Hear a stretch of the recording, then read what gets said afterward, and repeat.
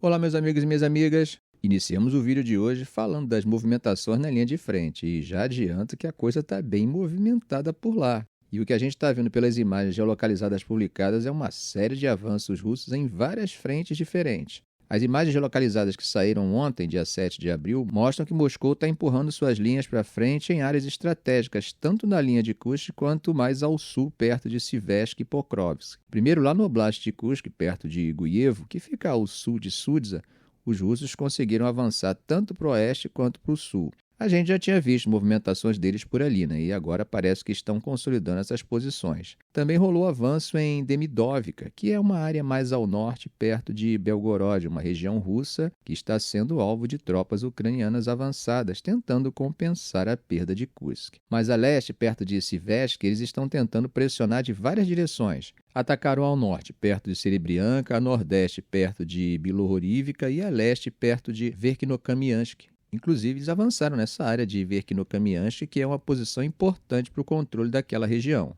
Já na parte sudoeste, teve avanço registrado na pilha de resíduos da mina Tizentrauma, que fica no sudeste de Toretsk. Esse é um ponto estratégico, gente, porque essas minas e áreas industriais costumam oferecer cobertura natural e posições defensivas bem fortes. Também teve avanço em Uspenivka, que fica a sudoeste de Pokrovsk. E, além disso, as forças russas parecem estar ganhando terreno em Lizivka, também ao sul de Pokrovsk, com avanços registrados tanto no centro quanto na parte oeste da cidade. Outro ponto importante, gente, é que eles avançaram para o nordeste de Privilini, que fica a noroeste de Velika Novozilka. E tem fontes russas dizendo que conseguiram tomar Privilni e avançar para a área ao norte de Vezele, perto de Burlatsk, e também para a periferia nordeste de Shevchenko, que fica mais a noroeste de Bulatsk. Mas essas últimas informações não foram confirmadas, nem por imagens, nem pelo lado ucraniano ou qualquer verificação independente. Tem também as movimentações mais ao sul, perto de Stepov, que fica a noroeste de Robotime, e os russos também conseguiram avançar para a parte oeste dessa região. Tudo indica que a Rússia está perto de retomar o controle total da região oeste de Kursk, Isso segundo o governador da região e a mídia estatal russa. Eles estão dizendo que conseguiram expulsar as forças ucranianas de um dos últimos redutos que ainda estavam segurando por lá. O Ministério da Defesa russo chegou até a divulgar um vídeo dessa retomada do assentamento de Guievo, com direito a trilha sonora dramática e tudo.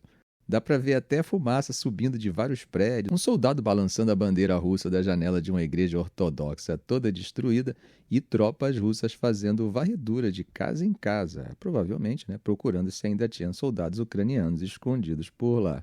A agência de notícias Reuters confirmou que o local das imagens é realmente Guievo. Eles usaram para isso arquivos e imagens de satélite. No entanto, não foram capazes de confirmar a data. Estão entendendo, gente, como é que é difícil saber se um vídeo é realmente real ou não? Em época de guerra, isso é mais difícil ainda. Fica a dica para que vocês não se empolguem e recebam as imagens de um vídeo como a prova da verdade indiscutível, tá? Esse vídeo, por exemplo, sabemos que foi gravado no lugar que ele retrata, mas ainda há dúvida de quando ele foi gravado. Logo, ainda precisamos receber essa informação com certa cautela.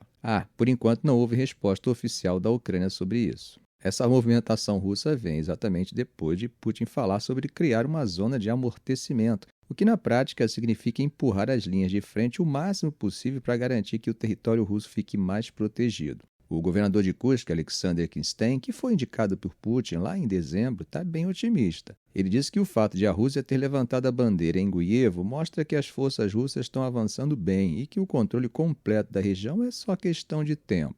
Agora, a agência estatal TASS citou uma fonte militar dizendo que a Rússia só precisa empurrar as tropas ucranianas para fora de mais 2 assentamentos, Gornal e Olesnia, para retomar totalmente a região de Kursk. O mapa de guerra da Deep State mostra que a Ucrânia ainda controla cerca de 58 km² do território russo em Kursk. Isso, é claro, é bem menos do que os 1.400 km² que Kiev dizia controlar no ano passado. Não sei se vocês sabem, mas Zelensky confirmou ontem, segunda-feira, que as tropas ucranianas também estão ativas na região russa de Belgorod, que é vizinha de Kursk. E ele deixou claro que o objetivo dessas operações na fronteira russa é proteger as regiões ucranianas de Sumy e Kharkiv da agressão russa. Segundo ele, a guerra precisa voltar para onde ela veio.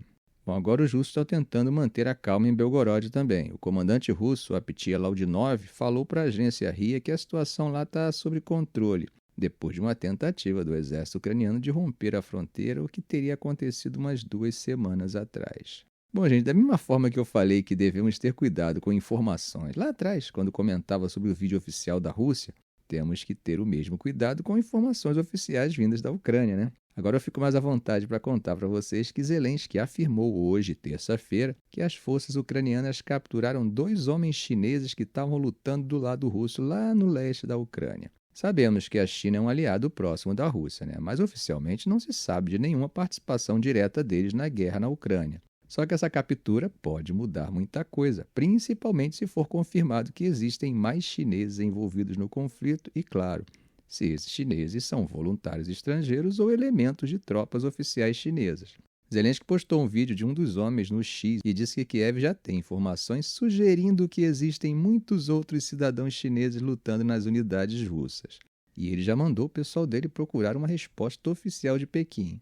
Mas até o momento o Ministério das Relações Exteriores da China não respondeu a um pedido de comentários da imprensa. Agora é importante dizer, gente, que Zelensky não afirmou se os ucranianos acreditam que esses chineses estavam agindo por ordem direta do governo de Pequim, tá? Mas ele deixou claro que ver chineses lutando ao lado dos russos é um baita sinal de alerta.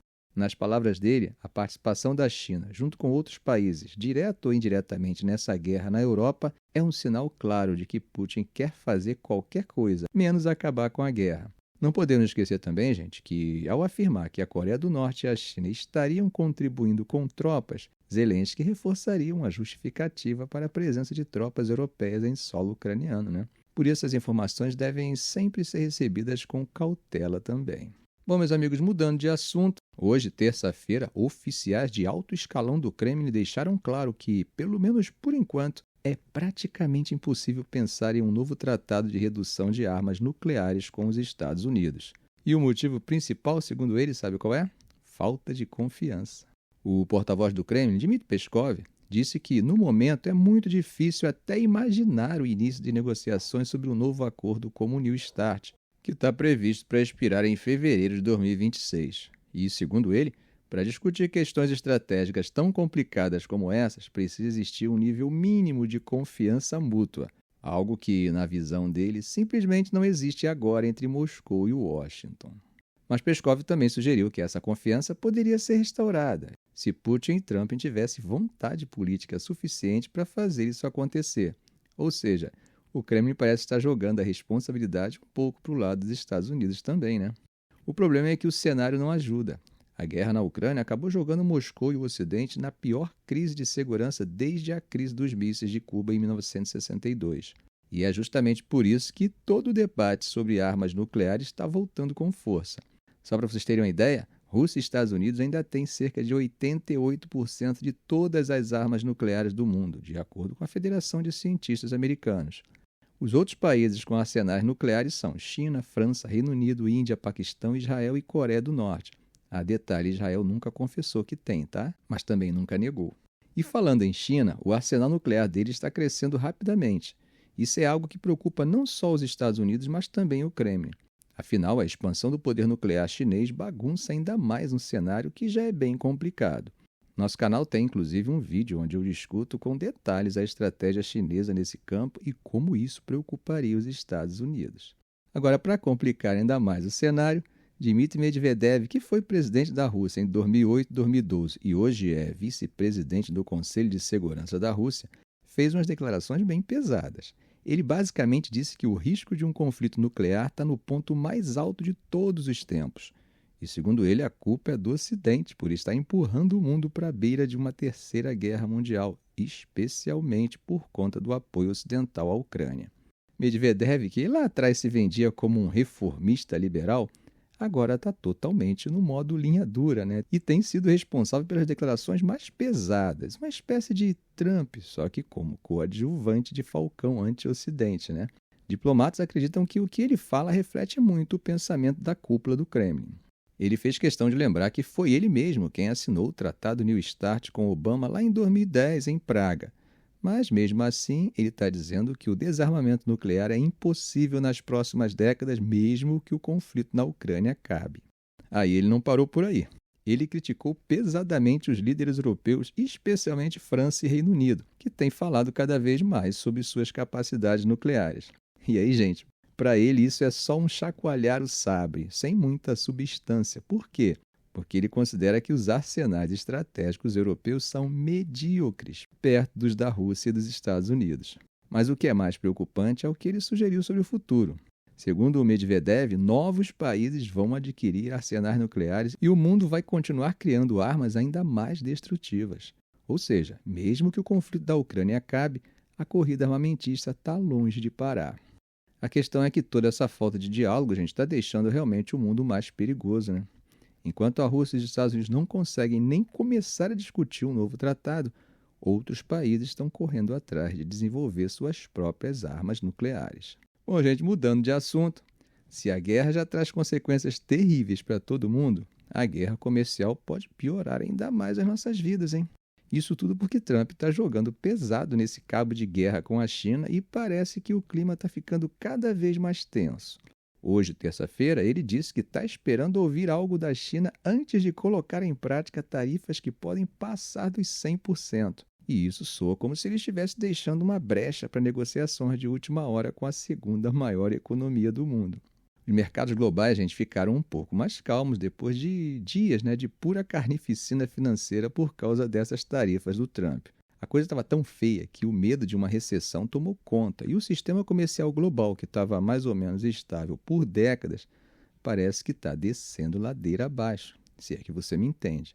Hoje, os índices de ações dos Estados Unidos abriram bem melhor depois de uma sequência de quedas que já tinha destruído trilhões de dólares em valor de mercado desde a semana passada.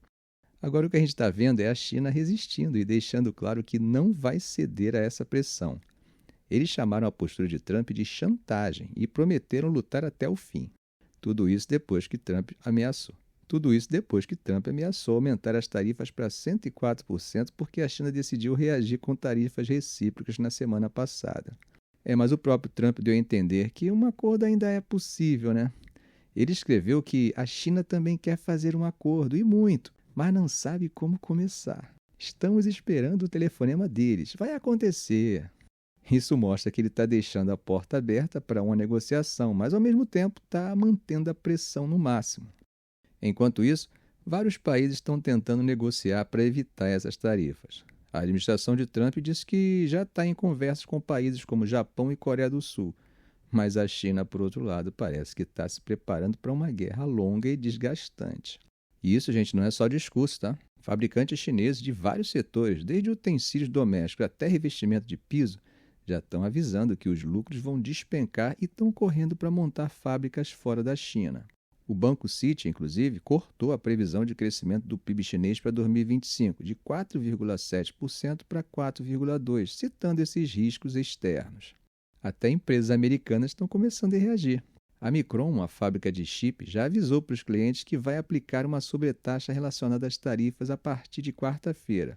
Varejistas de roupas dos Estados Unidos também estão adiantando pedidos e segurando contratações. E os preços para consumidores americanos vão disparar. Um exemplo, tênis fabricados no Vietnã, que hoje custam $155, vão passar para 220 quando as tarifas de 46% sobre aquele país entrarem em vigor. Isso segundo uma associação da indústria. Isso tudo já está afetando o consumidor comum. Tem gente estocando produtos enquanto pode. Um exemplo é Thomas James, de 53 anos, que estava empurrando um carrinho cheio no Walmart de New Jersey e dizendo que está comprando tudo em dobro, feijão, enlatados, farinha, qualquer coisa que ele consiga estocar. A coisa já está tão feia que a própria China respondeu criticando umas declarações do vice-presidente J.D. Vance, que num programa da Fox News disse que o modelo econômico dos Estados Unidos está prejudicando seus próprios trabalhadores. Segundo ele, os americanos pegam dinheiro emprestado de camponeses chineses para comprar as coisas que esses camponeses fabricam. E os chineses chamaram isso de ignorante e indelicado. Enquanto tudo isso acontece, outros países estão tentando se ajeitar com os Estados Unidos.